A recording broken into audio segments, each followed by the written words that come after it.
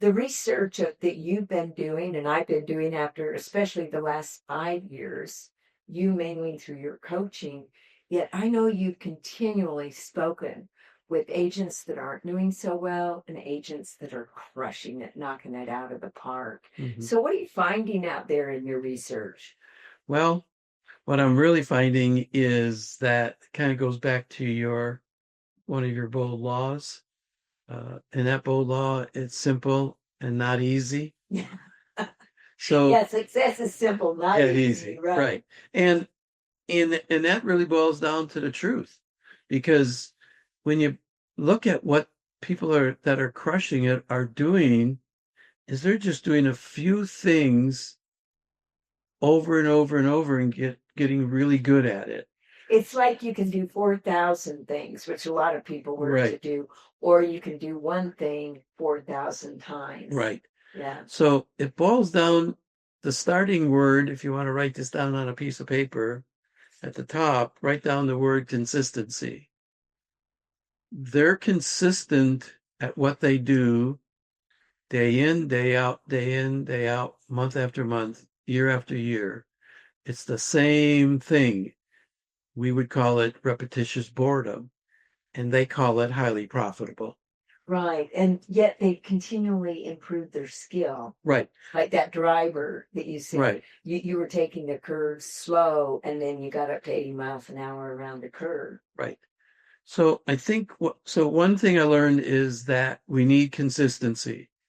And in talking to the people, it boiled down to this. Your job every day for 200 to 240 days a year is to go looking for appointments. So we're talking about real estate here, Yes, all of you right, who are out there listening and or right. watching it.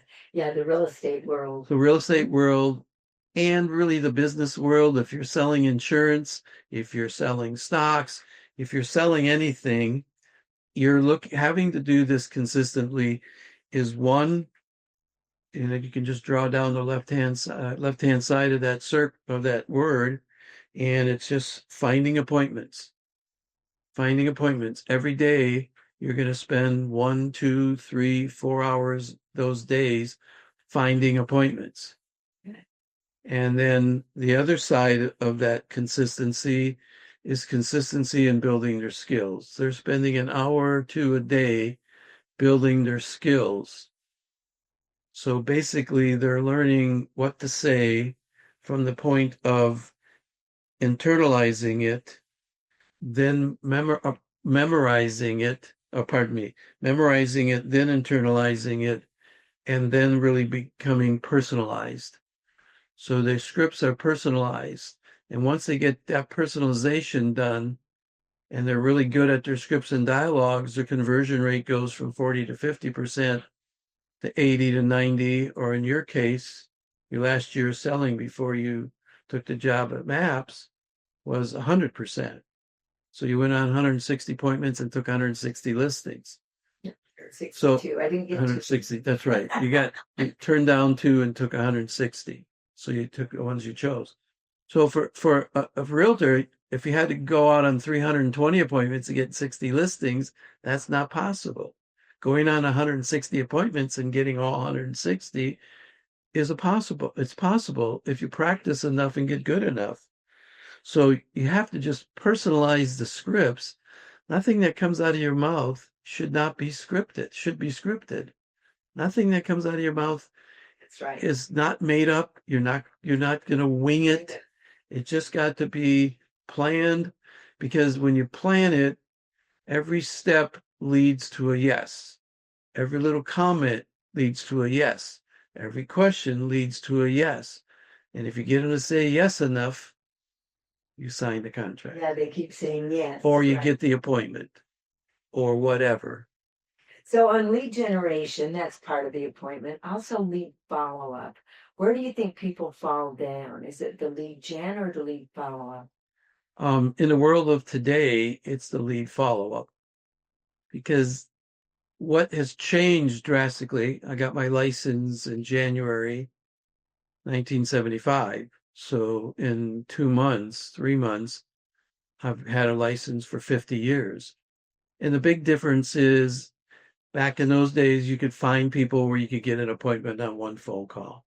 That just It doesn't doesn't happen. happen No, today. because Yeah. people, the technology has put people in a position that they can start early.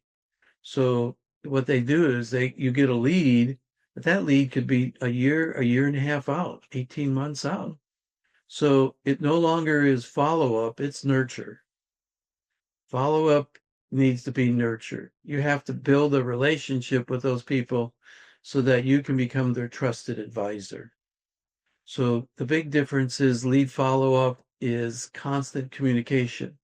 The other thing I learned, and I just learned this a couple of weeks ago on a call with fellow, uh, had some top agents on, and it's basically um, not only following up with them, it's following up with them a lot.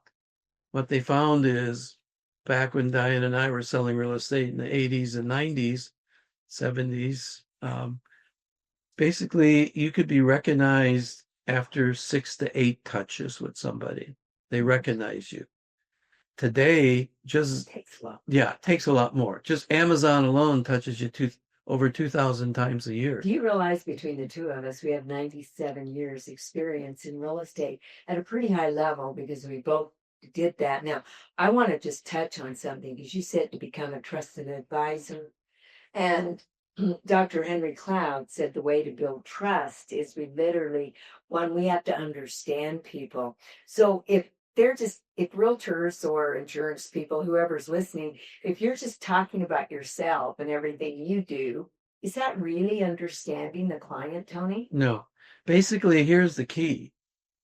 We are not disseminators of information. We are interpreters of that information. They can get the information by just reading a post or Yeah. watching an ad or watching a video. We need to interpret it. The only way we can become an advisor is tell them based on the news is interest rates went down. Yeah. What are all the factors of interest rates going down?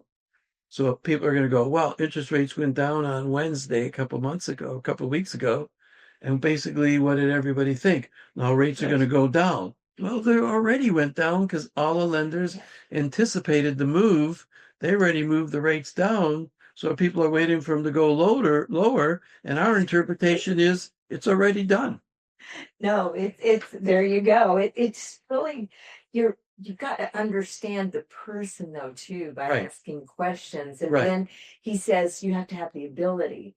That was the other thing you hit on is skill. Right. Do you think that salespeople literally study the profession of selling? No. See, there's too many salespeople that have been in real estate 10 years, Yeah. 1 year at a time. So they've had 10 years experience, only they've had 1 year experience 10 times Yeah. instead of 10 years of experience. Right. Yeah. Basically, what happens, you don't build year 2 on top of year 1, on top of the 3, on top of 1 and 2. And you build and build and build.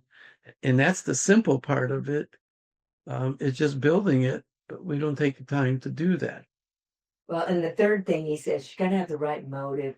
How many agents actually walk into the listing or into an appointment and it's all about making the sale, about making money? Their motive is incorrect. Yeah.